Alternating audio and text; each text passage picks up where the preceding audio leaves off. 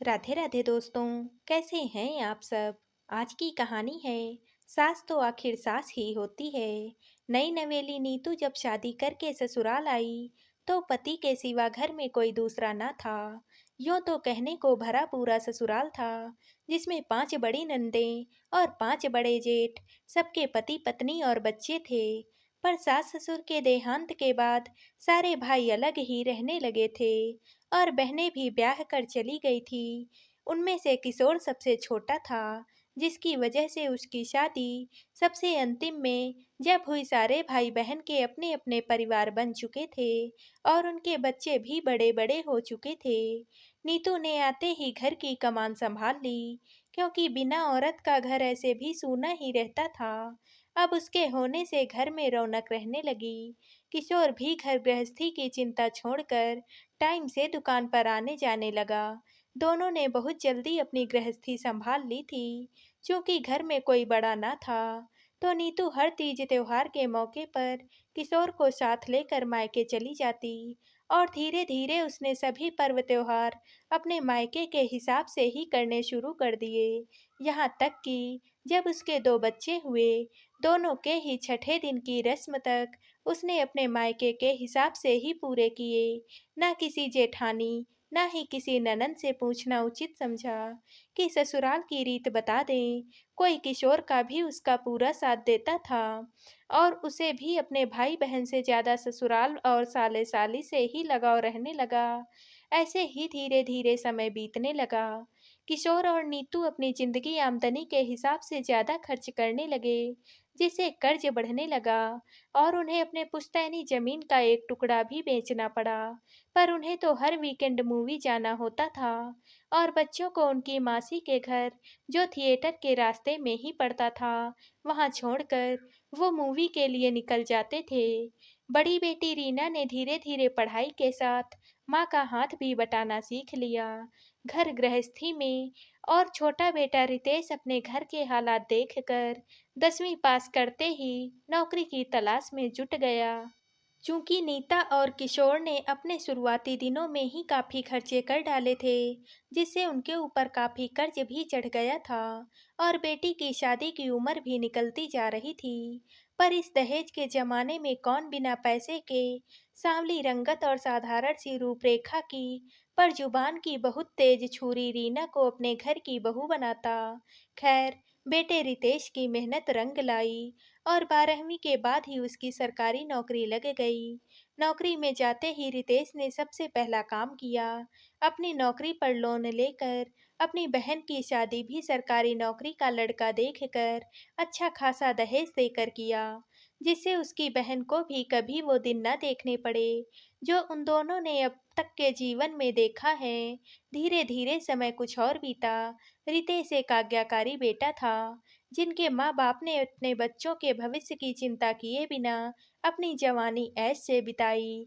रितेश ने अपने भविष्य को सोचे बिना ही पिता के सारे कर्जे धीरे धीरे चुकाने लगा और साथ ही पिता की दुकान बंद करवा कर उन्हें घर पर बैठा दिया कि अब उसकी नौकरी है तो उन्हें दुकान पर जाने की जरूरत नहीं। कुछ सालों के बाद ही उसके लिए रिश्तों की लाइन लग गई। आखिर काफी देख सुनकर और जांच परख के बाद ही कनक उस घर में बहू के रूप में चुन ली गई। किशोर और रीना बहुत खुश थे, उनके घर बहू आने वाली थी। बेटी का परिवार भी बस चुका था। अब उनकी बस इच्छा यही थी कि रितेश भी सेटल हो जाए। शादी की तैयारियां शुरू हो चुकी थी। रितेश ने शादी से पहले घर में काम लगा दिया, क्योंकि नई बहू के आने के बाद घर में इतना जगह नहीं होता कि सबको पर्सनल रूम मिल पाए। किशोर के पिता का घर था, जहां वो लोग रहते थे। ये पुश्तैनी मकान उसे बंटवारे में माँ के कहने पर मिला था।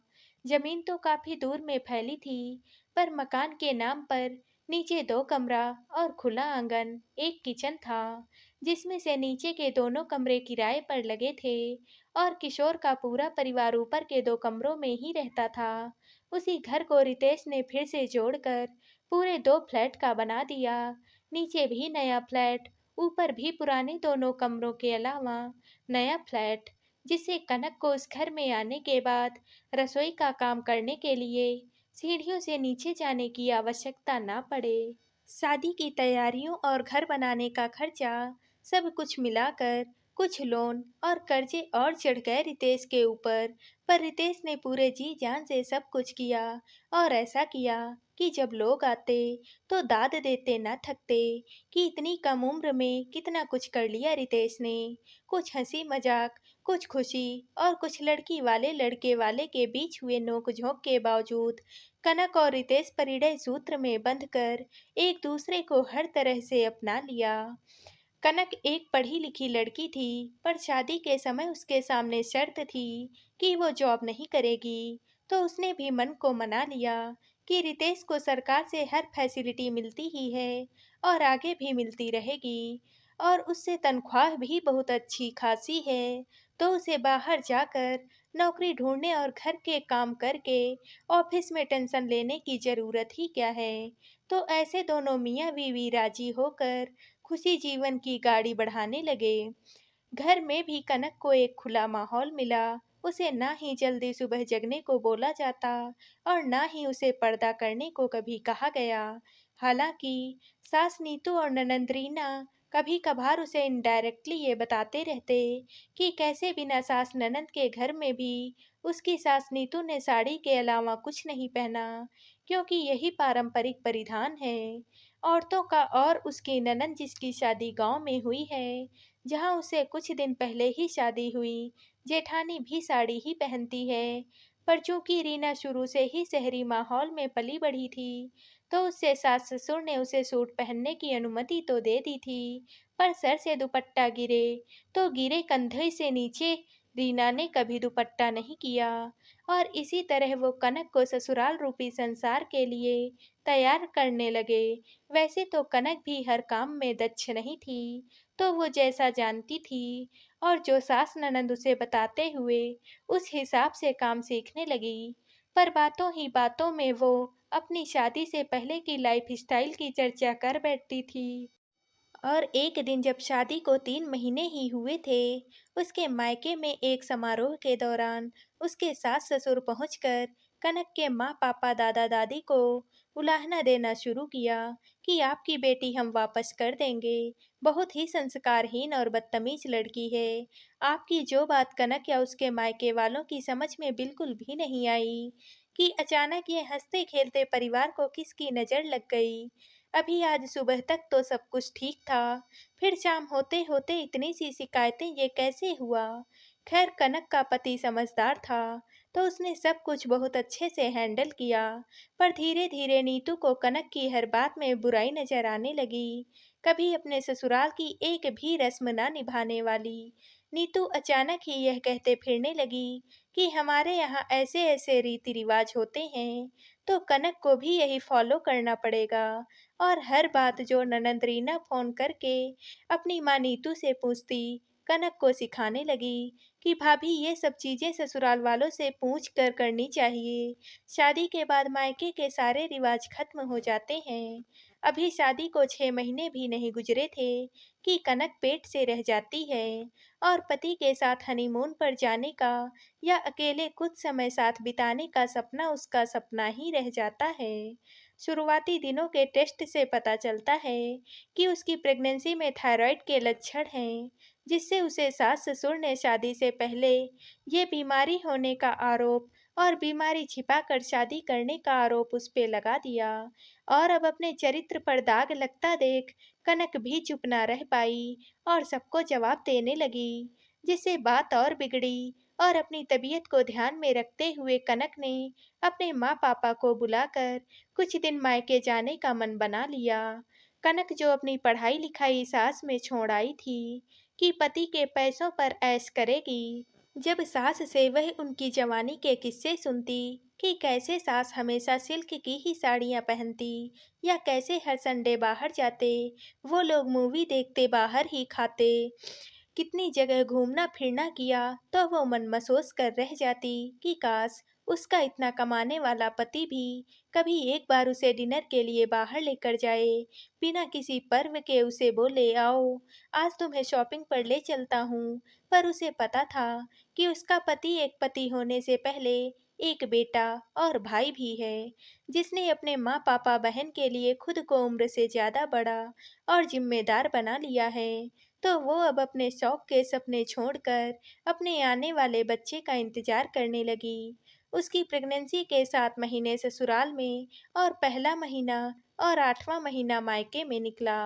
नए साल के दिन सारे पकवान बनाने और मेहमानों की आवभगत के बाद शाम में कनक को नॉर्मल डिलीवरी के लिए बगल के अस्पताल में भर्ती कराया गया, जहाँ की डॉक्टर उसकी बुआ सास ही थी। सब कुछ सही था, सुबह तक नॉर्मल डिलीवरी भी हो जाने की उम्मीद थी, पर आधी रात को हालात बिगड़ने लगे। तो इमरजेंसी में सिजेरियन डिलीवरी से उसने एक बेटे को जन्म दिया। सारा परिवार खुश था। कनक की माँ बहन भी आ चुके थे, पर ससुर किशोर के पहले शब्द यही निकले, ऑपरेशन तो करना ही पड़ता, इतनी मोटी जो हो गई। जबकि उनकी पतली दुबली कद-काठी वाली बेटी को भी ऑपरेशन से ही बेटी हुई थी। 2 दिन बाद जब कनक घर आई, उसकी बहन रिया और रितेश ने उसे सरप्राइज देने के लिए घर डेकोर का पूरा प्लान बनाया था। लेकिन घर पहुंचते ही एक सन्नाटा था। रितेश के पूछने पर कि रिया कहाँ है, नीतू और रीना ने मिलकर हंगामा खड़ा कर दिया। हमारे यहाँ नहीं देते कोई सरप्राइज, ना ही अभी घर सजाते हैं। तो इस बार कनक भी बोल उठी, जिन्होंने अपने बच्चों तक की रस्में अपने मायके के हिसाब से किया हो, वो क्या ही जानेंगे कि क्या करते हैं, क्या नहीं करते। इस बार तो रितेश भी काफी दुखी था, क्योंकि पहली बार उसका बेटा घर आया और आते ही ये तमाशा देखने को मिला। अब तो हर छोटी बड़ी बात में सास बनी नीतू बहू कनक से यही बोलती है, हमारे यहाँ की रस्म है, देख लो ऐसे होता है, मेरे जाने के बाद भी ऐसे ही करना। और बेटी रीना की बातें बताते हुए कहती है, उसके ससुराल में तो कुछ नहीं होता, वो तो रीना ने मुझे करते हुए देखा है, तो अब वो भी सारी चीजें वैसी ही करती है जैसी मैं करती आई हूँ। पति रितेश भी सास बहू की किचकिच से परेशान होकर कनक को ही समझाता है कि जैसा मेरी माँ बोले तुम वैसा ही किया करो। उसकी सास नहीं थी तो उसने अपनी मर्जी से किया, पर तुम्हारी सास है तो तुम उनकी हर बात मानो। रीना क्या करती है क्या नहीं उसके पति समझेंगे, पर मैं तुम्हारा पति हूँ और बोल रहा हूँ कि तुम वही करोगी जो मेरी माँ कहेंगी। कनक और रितेश यूं तो काफी अच्छे रिश्ते में हैं, पर पारिवारिक कलह उनके रिश्ते में दूरियां पैदा करती ही रहती हैं। और पति के ऊपर चढ़े कर्जे की वजह से कनक अपने और अपने बच्चे की जरूरतें ही पूरी करती रह जाती हैं।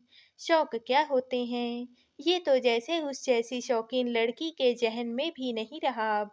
और इसी बात का गम पारिवारिक लड़ाई झगड़े में उसके जुबान से निकल पड़ता है, तो पति की आन पर चोट लगती है, ससुर की शान पर चोट लगती है, और सास तो सास ही होती है। जिसने खुद की सास नहीं देखी वो क्या जानेगी सास का दर्द देना क्या होता है, जब वो बेहिसाब ही बहू पर दबाव कसती है। खैर, अपनी 3 साल की शादी में कनक ने एक बड़ा फैसला लिया है, अपनी पढ़ाई पूरी करके जॉब करने का, जिससे वो भी आत्मनिर्भर बन सके। और कल को जब उसकी बहू आए तो उसे अपने पति के साथ हर वो शौक पूरे करने का अरमान पूरा हो जिसके सपने कनक ने देखे थे। पर जिम्मेदारियों से बंधे रितेश को कभी लगा ही नहीं कि जरूरतों से ऊपर भी एक लड़की के सपने होते हैं। अब कनक सिर्फ एक सपना देख रही है, आत्मनिर्भर बनने का, जिसके बाद अपने हजारों सपने वो खुद पूरे करेगी और अपनी बहू को यह बोलने का मौका कभी नहीं देगी कि सास तो आखिर सास ही होती है। तो दोस्तों, आप सबको ये कहानी कैसी लगी, कमेंट करके जरूर बताइएगा और वीडियो को लाइक व शेयर कीजिएगा। दोस्तों, अगर आप इस चैनल पर नए हैं और आपने अभी तक हमारे चैनल को सब्सक्राइब नहीं किया है, तो प्लीज़ चैनल को सब्सक्राइब कर लीजिएगा। कल मिलते हैं एक और नई कहानी के साथ। आप सभी का बहुत बहुत धन्यवाद।